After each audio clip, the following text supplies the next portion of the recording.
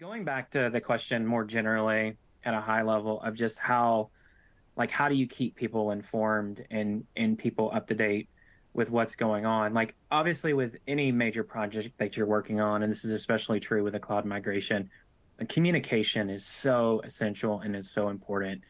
And I've worked with a lot of different teams where company cultures are very different, and sometimes company culture dictates how you do those things. Like I've been worked for some places where they love having meetings all the time to get together in a room and talk about things, or jumping on a Zoom. Or I've been on others, like the company that I'm with now.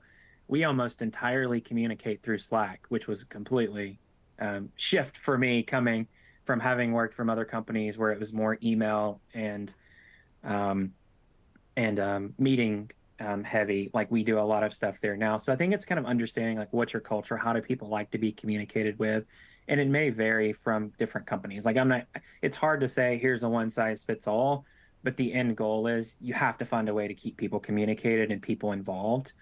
And there's a lot of tips we could talk about, like how you do that with different teams and how you deal with naysayers or people who are pushing back. That we can certainly dive into if that's of interest for the webinar. But the biggest thing is, yeah, you gotta be in communication with these teams, and don't rely on someone else to do it. Like if no one's doing it, take the onus on yourself. Go and figure out like, do we need to set up a cadence to be able to talk about these things? Do we need to set up notes somewhere?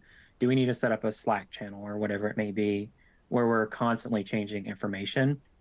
Um, I don't think, and I know others may disagree with me, I don't think you can over communicate within these instances. I would want someone to say, look, you're telling me too much stuff. I don't care before I stop, as opposed to the alternative of not providing enough information.